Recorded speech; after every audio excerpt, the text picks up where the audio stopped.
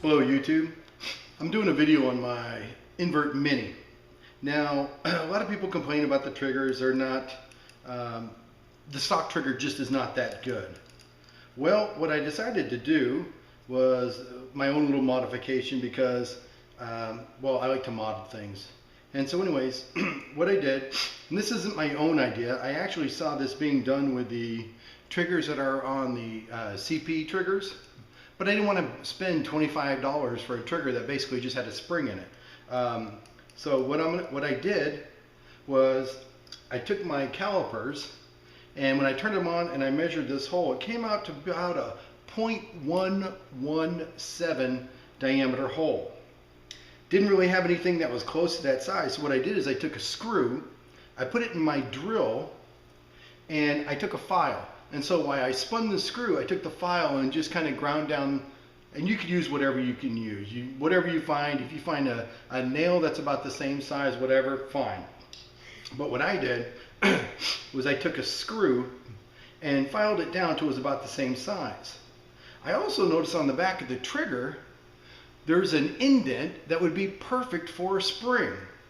So, okay, once again, what I did was I took a pen apart, and I grabbed the spring out of it, and I put the screw in here. After I got down to about the right size, I put it in, and now I figured it's a little bit of a friction fit. It doesn't slide out that easily, and I figured that, you know, also in the meantime, you know, you'd go ahead and have the grip panels holding it in, so it's not going to fall out. Let me see if I can get a decent close-up here for you, so you can see what I'm talking about.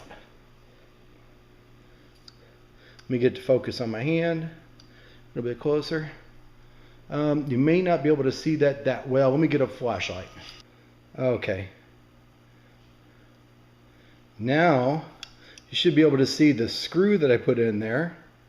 You can see this hole is normally right there. That hole is normally empty.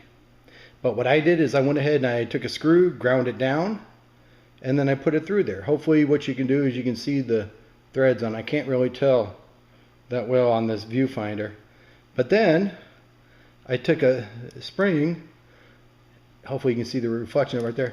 I took a spring from a pen, you know, just a little clicker pen, and I put it in there. And you can see there's like a little indentation, hopefully. You can see there's a little indentation that it fits perfectly into. Matter of fact, there you go. The spring felt, you can see the little indentation.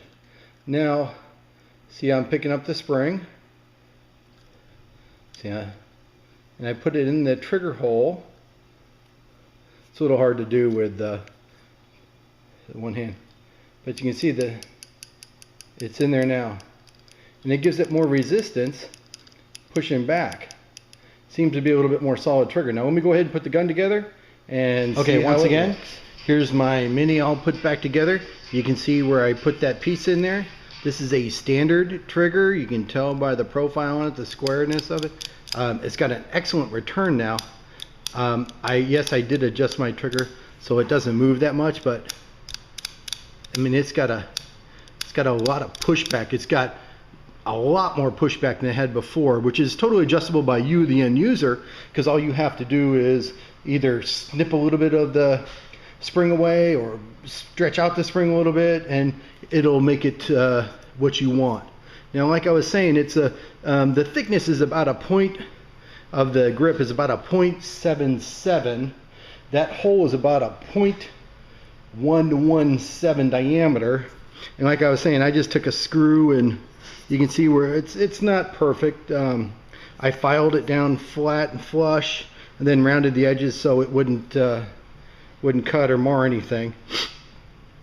This marker has some wear on the outside. It's pretty well upped. It's got a worker bolt in it. It's obviously got the extension on there, so it actually makes it really good. It's really comfortable holding it. Of course, it's got the axe on-off, or the on-off for the minis, whatever you want to call it. I didn't buy a trigger, but man, it works awesome. And just to show you and prove to you that it works, here, let me turn the eyes off and turn it on.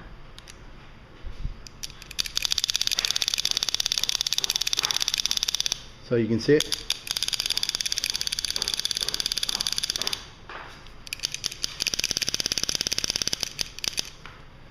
So once again, you don't need to buy a trigger.